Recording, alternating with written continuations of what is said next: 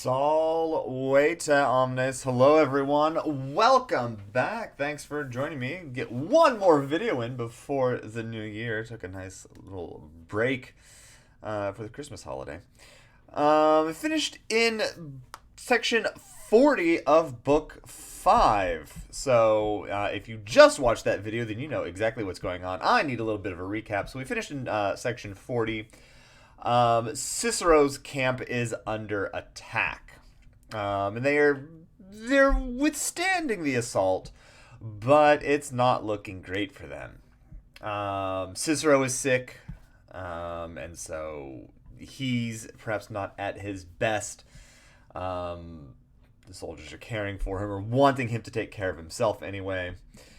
And yeah, they're doing what they can, but they're facing daily attacks. And he's tried to send letters to Caesar, but those letters are basically intercepted all the time. So let's see how this turns out. So we pick up in section 41. Tunc, duces principesque nerviorum, qui aliquem sermones aditum casamque amicitia cum cicerone habebant, colloqui sese velle dicunt. So, then leaders and chieftains, dukes and princes, I guess, however you want to deal with the difference between what a duces is, or what duces are and what principes are. The leaders and the chieftains of the Nervii, who habebant, who had some approach, aliquem auditum, some approach of conversation. So they have some reason to, some reason or some excuse to approach Cicero is the idea here. So they had some kind of approach of conversation and had some cause of friendship with Cicero. Those leaders say that they want to chat. They want to have a conference. So what could possibly go wrong? This sort of thing happened with Titurius and Sabinus. Facta potestate eadem, quae ambiorix cum Titirio egerat commemorant, omnem esse in armis Galliam, Germanos renum transisse, Caesaris reliquiorum hiberna appugnari. Alright. So with I think we want to take potestate facta as an ablative absolute and make that a whole unit. So with the ability made, potestate facta, with the power to speak, given or made, eadem here I do believe is a neuter accusative as the object of commemorant as opposed to an ablative going with potestate. You could say like with the same power given, but I think it's with the power given or made or whatever. They mention the same things which Ambiorix had mentioned or had used with Titurius. And then you get all of these indirect statements. These are things that they mention. They mention that all of Gaul was up in arms. Germans had crossed the Rhine.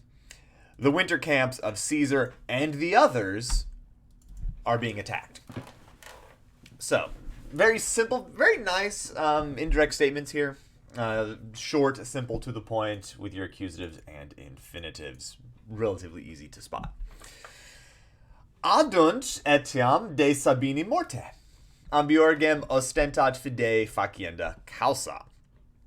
They add even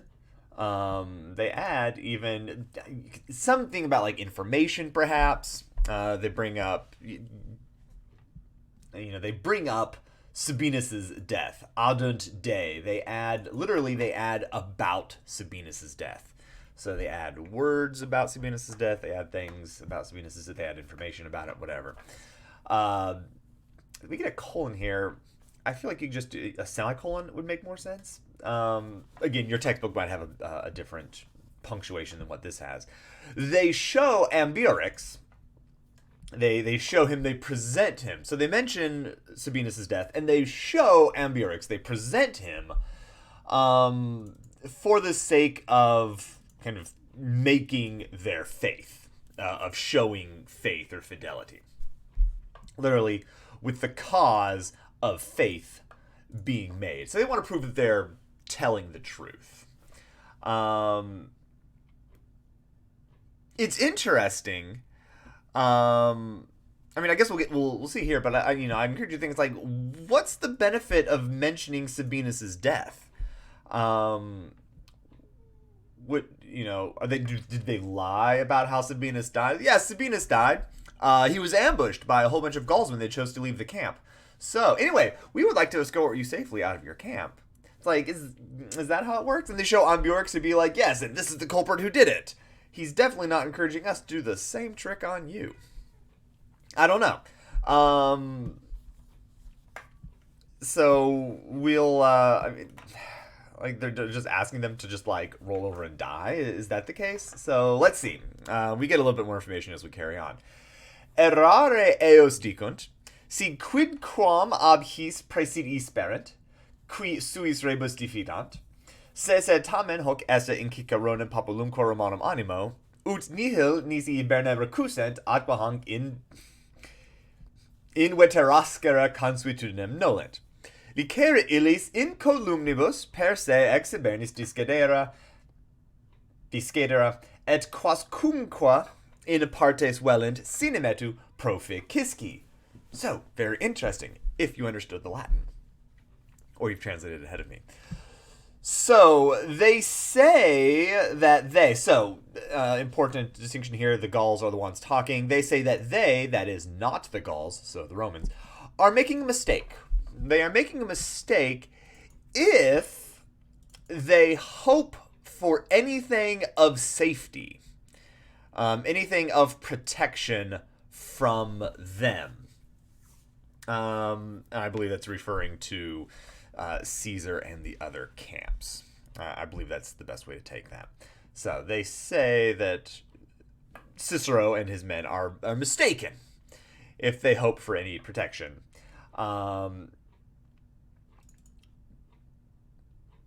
They say that those who distrust their affairs, or who aren't they aren't believing what they're saying.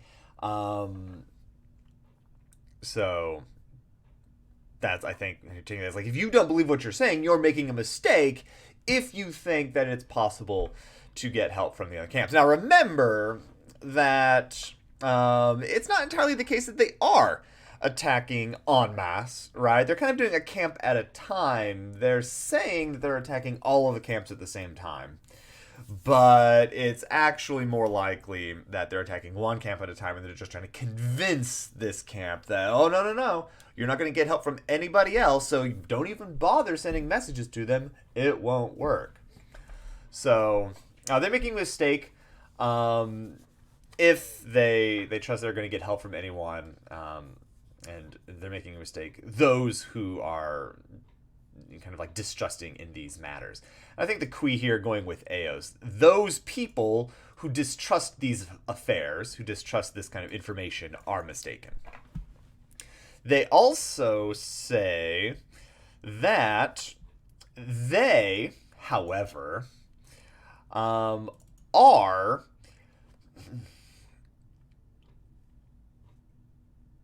I'm working on my grammar here. So this is your prepositional phrase. They are hoc animo, and I think we saw this before at some point prior to this. They are with this mind, or in this mind, hoc animo, or perhaps mindset might be a good way of translating animo. They, however, ablative of description, ablative of, perhaps you could say, characteristic. They are with this mind towards or against Cicero and the Roman people. So this is their mindset,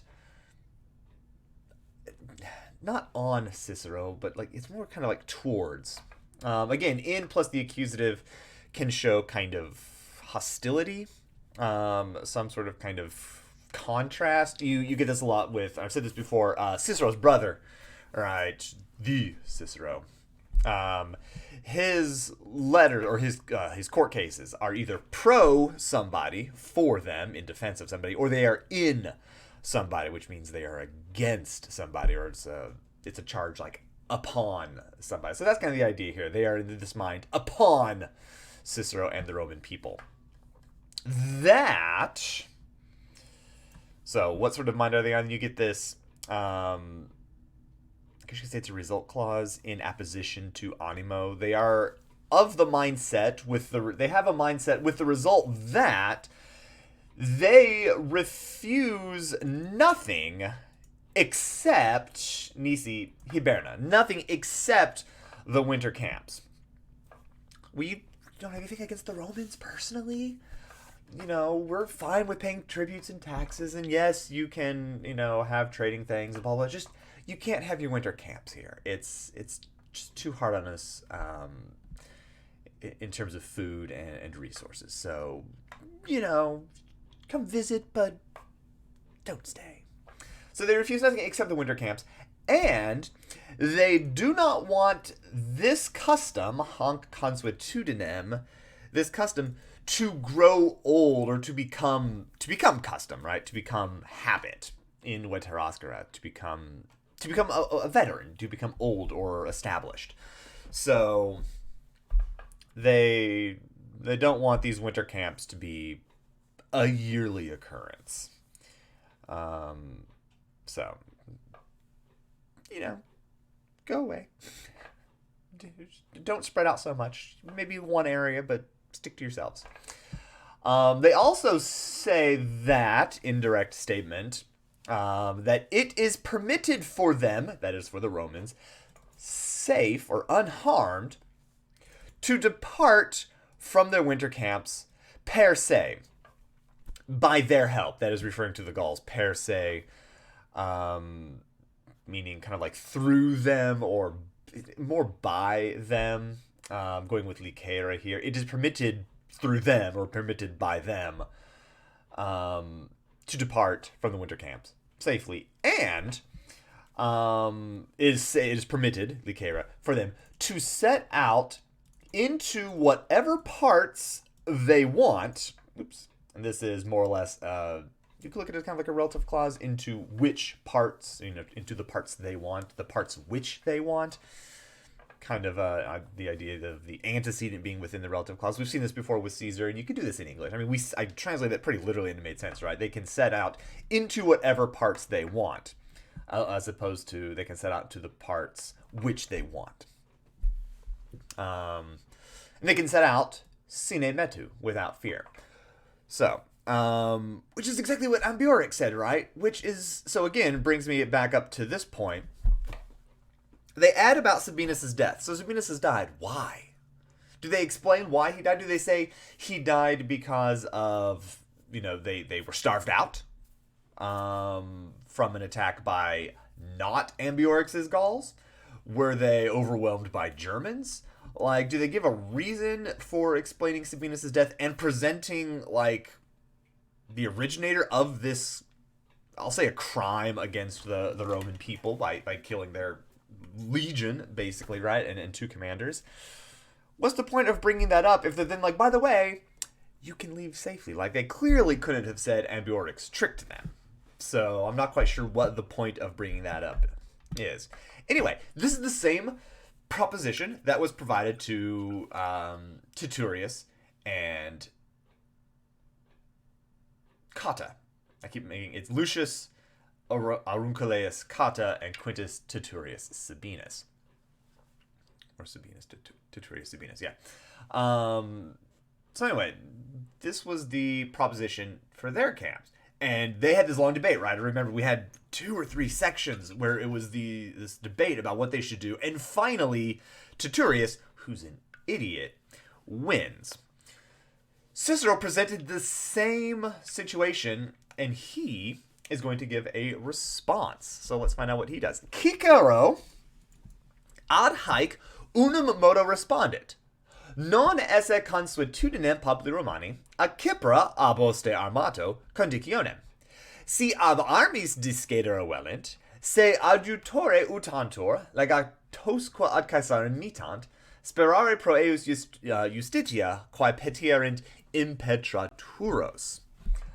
Cicero, to these things, so to these conditions or statements or whatever, suggestions, responds only one thing. Modo here meaning only, as opposed to, or just one thing, as opposed to meaning something like mode or manner.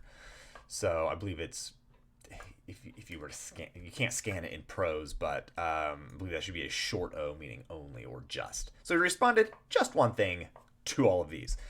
That, and you get indirect statement, that it is not the custom, it is not the habit, it is not the custom of the Roman people, Populi Romani, to accept a condition, and usually kind of like a condition of surrender, I think is more the idea of condicione, but it's not the custom of the Roman people to accept a condition from an armed enemy. So yeah, we'll work and get treaties and arrangements with opposing forces. That's no problem, but not while they're armed, and you are currently attacking our camp. So that's not going to fly. He adds, or says, responds that if they would like, or if they want to depart from arms, so to disarm themselves, they might use him as an aid and send legates to Caesar. So, if you want to put down your weapons, cease the hostilities, and so if you want to do that and send legates to Caesar, you can also say that I, encourage Caesar to favorably view them. So, Cicero willing to be a sort of put in a good word for them if they want to do this the appropriate way by speaking to our general and not being armed. He says that, indirect statement, that he hopes that they will obtain impetraturos, future infinitive, supply essa at the end of your future participle here. He hopes that they will obtain what they are seeking, the things which they're seeking, kind of in exchange or on account of his justice, on account of his sense of right and wrong, referring to, I think, Caesar here for Aius.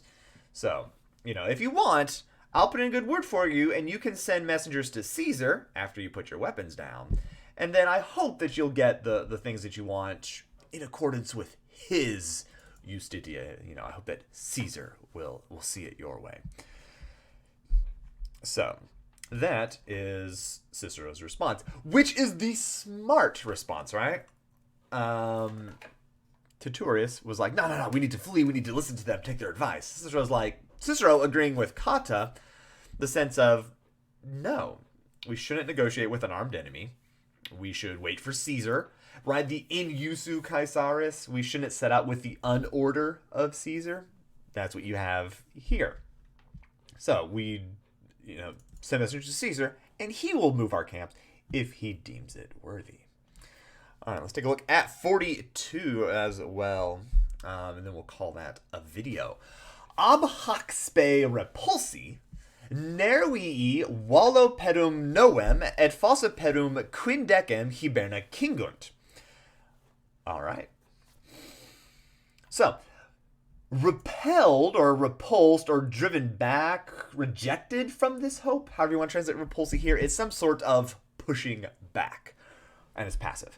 Pushed back from this hope, the nervii, they cinch, all right? They bind, they surround the winter camp with a wall of 9 feet, so a 9-foot high wall, and a ditch of 15 feet.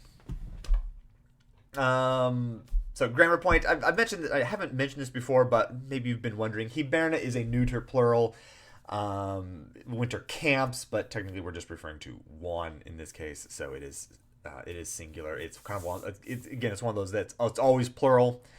even if it refers to a singular entity. So it's referring to like the one winter fortress for the Romans, even though it is neuter plural. Castra does the same thing if you're talking about a camp, and I don't think we have any here because we're in the winter. They're hiberna as opposed to a castra, but a castra or castra are a winter camp or just a camp.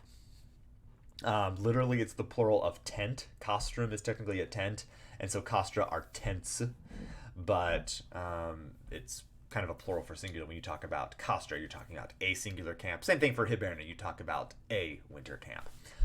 The measurements, I'm not quite sure what to do with these. The wall seems to make sense. It's a wall of 15 feet, genitive of measurement. Numbers don't change, but pedum is genitive plural, so genitive of measurement. A wall of 9 feet, okay, 9-foot high wall, no problem. I can totally envision that. And a ditch of 15 feet. Presumably that means it's 15 feet deep. Which I can't even imagine that. Because, as soon as, growing up in Kansas, where you dig much more than, 4 inches down, you're hitting clay. I can't imagine just being able to dig down 15 feet with just, they don't have heavy equipment, right? They're not bringing, backhoes in here to, carve out the earth. They're doing this with, shovels, and actually, I think we'll see how they're doing this. It's not heavy equipment.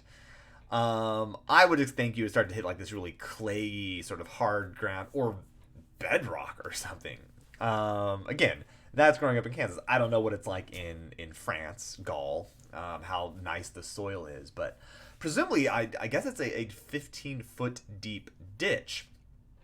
Presumably, I mean, one of the things I've thought of, if it's not that, maybe ditches have a standard depth of 6 feet. Right? It's a standard depth of 6 feet.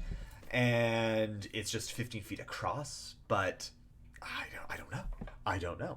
Presumably, it's 15 feet deep, and you get this wall of 9 feet, which gives you a nice 24 foot kind of obstacle to get around. So there you go.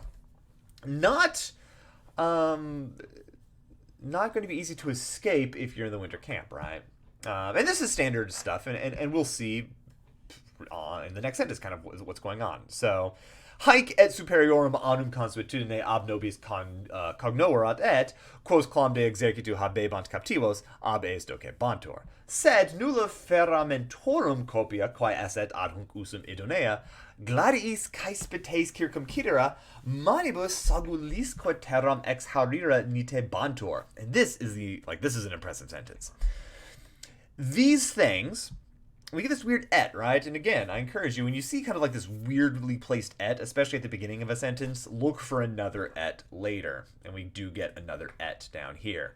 So these things, both from the habit or from the custom of previous years, so superiorum annorum consuetudine, from the habit of previous years, so they've seen the Romans do this before, they learned from us. I should have read those last 3 words. So they both learned these things from us, from the habit of previous years, so they saw the Romans do this sort of thing. Oh, in war, they will, if they're trying to blockade or lay a siege on a town, they'll build a wall around it, they'll dig a ditch. It's just what you do.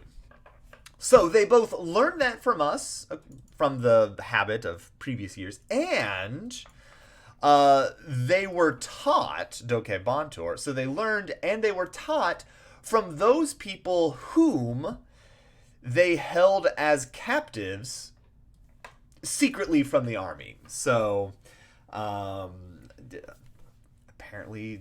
I'm not sure what to do with the clom here. They held these as, secret captives from the army.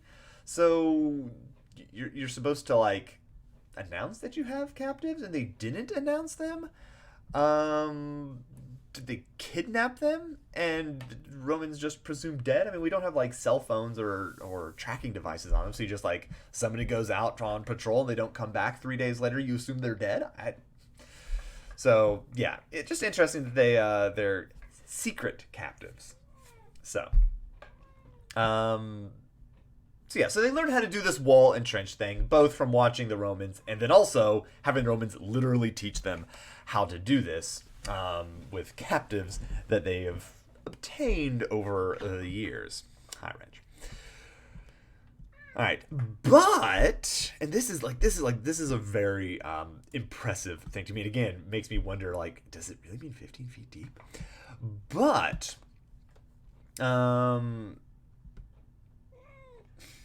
think I want to supply a soon here. But there were no resources, nola copia. There were no resources of iron implements, of iron tools. So there were no resources which were suitable for this purpose or suitable to this use. So they are. I'm talking about like shovels, right? Like they don't have the resources of iron equipment. Fe, by the way, right? Periodic table of elements, iron. So they don't have the iron things which are suitable to this use. And so they were struggling, I'll say struggling in this case, to do two things, to do two infinitives. They were kind of struggling or laboring to cut out, like, pieces of sod, to cut out sod with their swords. And they were struggling to kind of dig out the earth with hands and little bags, little sacks. So the Romans have like standard gear for making these trenches, right? They've got shovels, they've got baskets or bags or whatever used to digging out these trenches. The Gauls don't have any of that, and so they're taking like their swords, they're cutting out the just chunks of earth, they're cutting that out, and then just using hands and just like sacks to draw out the dirt. Which again is super impressive. I can't even use a shovel and go like much more than like a foot or two deep in my backyard. I can't imagine going 15 feet down using just a sword and a sack. But there you go. So very impressive by the Gauls. All right, let's finish off this section. I think it's, last sentence. Qua quidem ex re alminum multitudo cognosci potuit. Naminus oris tribus millium perum quindecem in circuitu munitionem perfecerunt reliquisque diebus turres ad altitudinem vali falces testudinesque quas idem captivi dacuerant parare ac facra coi perunt. So, indeed, quidem. Indeed, from this affair, qua ex re, from this thing, ex qua re, the multitude of men is able or was able to be learned, passive infinitive with potuit. So, kind of like from this affair, from the description I just gave you, a 9-foot high wall and a 15-foot deep ditch, using just swords and hands. From that account, the multitude of men is able to be learned. For in less than 3 hours, apparently, they finished the munitions. They finished this wall, the barricade, perhaps. They finished these defenses in circuit, in a circumference of millium pedum quindecem, in a circuit of 15,000 feet. It's around, right? So it's a circumference of almost 3 miles, or it'd be almost 3 miles, right?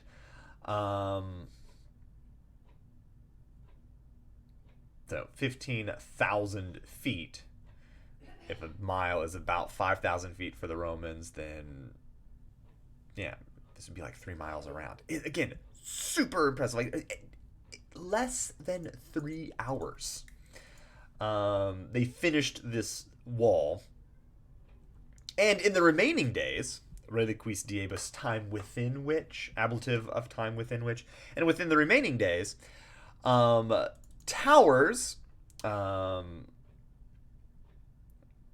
this is accused, let me go down to my verbs.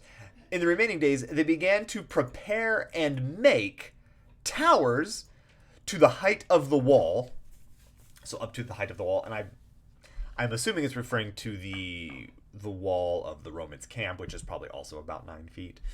But they're preparing towers that go to the height of the wall, so you can easily kind of like shoot down into the camp. They also made falques, which are hooks. These are siege equipment. You would use these to kind of like latch on to like sections of a wall and pull the wall away. So they're hooks.